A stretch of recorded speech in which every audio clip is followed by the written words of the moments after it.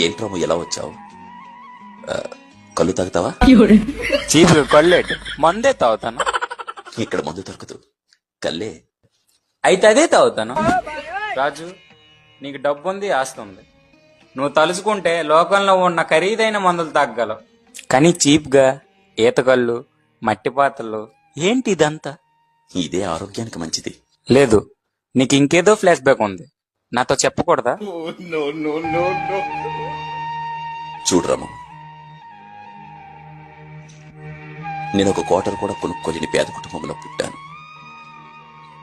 చిన్నప్పుడు పక్కింటి అంకులు మందు తాగుతుంటే కిటికీలోంచి చూసి ఆ వాసనతో కడుపు నింపుకునేవాడిని.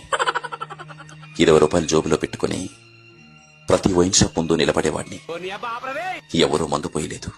ఆఖరికి బార్లోనైనా మందు పోస్తారని వెళ్ళాను, అక్కడా పోయలేదు.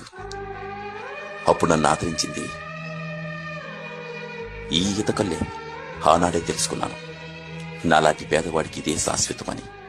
నువ్వన్నట్టు కాస్ట్లీ స్కాచ్ విస్కీ తాగొచ్చు, అదంతా డబ్బులున్నంత వరకే.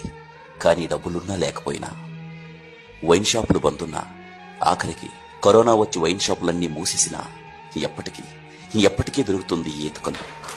అందుకే